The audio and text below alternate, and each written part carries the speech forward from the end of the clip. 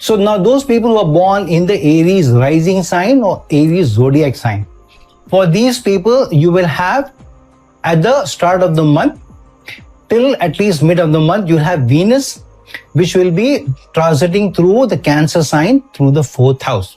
So this means that the person will have a deeper focus on the domestic life, but also the good things in life, the better quality of life. So a lot of focus will be given to good food, good clothes. Maybe you may dress up, maybe you may try out new different things also, like different perfumes, maybe buy a new watch, something that makes you look good, something which keeps you nourished, you may indulge in that. Now this is also important because of Venus being both the ruler of the 2nd house as well as the ruler of the 7th house. And now moving into the 4th house, which it is also the Karak of, which means one, those people who are connected in any which way through their work or their business to the domestic life or domestic things like domestic appliances, beautifying the home, products for the family, these people will do good. You will find business picking up, your work doing good, your department doing good, your company also doing good. This is also the time for people spending more time with their loved ones, especially the better half or your partner.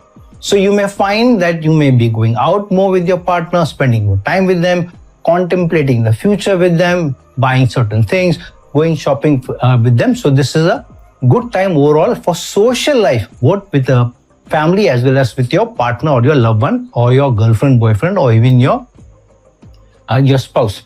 Then you will also have Sun and Mercury at the start of the month in the sign of Leo, which Sun rules along with Mercury. So now this means that the analytical ability of the person will be activated.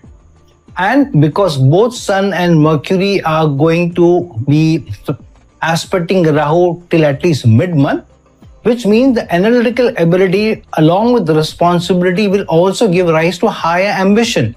So a lot of such people may also want to focus on their wishes and desires on also higher ambition. So some of you may push your bosses, your superiors for better role, better project. Some of you may also contemplate moving into some other department, into some other responsibility. And very few people may even contemplate moving jobs. So this is an important period for that contemplation, for the deep analysis, for deep insight to see which direction you want to move, which direction you want to go. And Mars is going to be remaining, at least for the initial part of the month, in the 6th house, in the sign of your enemies, your competition, your inimical forces. So you will find that there will be some friction at work. There may also be some, tug of war between you and your team members or colleagues for a certain maybe appreciation for a certain credit for a certain kind of work or to take up a project. So there will surely be some tug of war, or you wanting a credit or you wanting a certain role. So that kind of a thing may be happening. So some friction at work may be coming up upon you. So keep your mind open, keep your eyes open and try and avoid that, because this may not be good. However, you will find that during the later part of the month, Venus will be transiting from the 4th house into the 5th house, strongly igniting the romantic flavor, your need to spend more time and more intimate relationships also.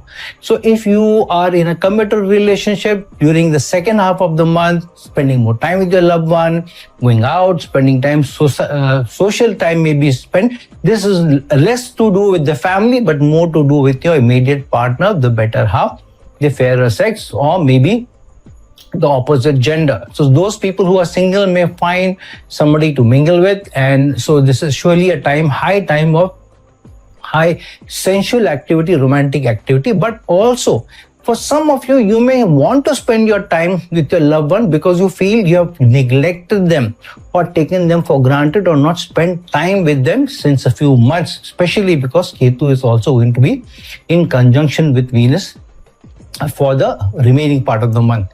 Then Sun and Mercury would have moved from your 5th house into the 6th house, And because Mercury will be moving into its exaltation sign, while Mercury also rules the third house, so communication will be the key. However, be careful that you don't come across as more authoritative or more controlling in your relationship, in your teamwork and your communication, because this will be important, because the initial part of the month, Mars had been transiting to the 6th house, so you don't want to come across as pompous. However, this is a period of winning over your team members. So initial part of the month where you had struggled with your team members, the remaining part of the month will find that you have been given the accountability, you've been given the responsibility, and you have been even acknowledged for your service. Mars at the same time will be moving away your 6th house and into the sign of Libra, the sign of relationships. Now, this is a slightly tricky part, especially for those people who want to spend more time with their partner, even romantically or intimacy wise, but with Ketu. So if relationship is something that you are wanting to spend more time with, but you may come across as slightly more controlling and even aggressive, or maybe more demanding even in your communication, especially because Mars is also a Lagna Lord. So be a little careful, specifically from your relationship wise, because Mars is moving into Libra. However, overall, this is a pretty good month, a quieter month, but on the domestic front, we're spending more time, but more activity connected to competition, connected to work.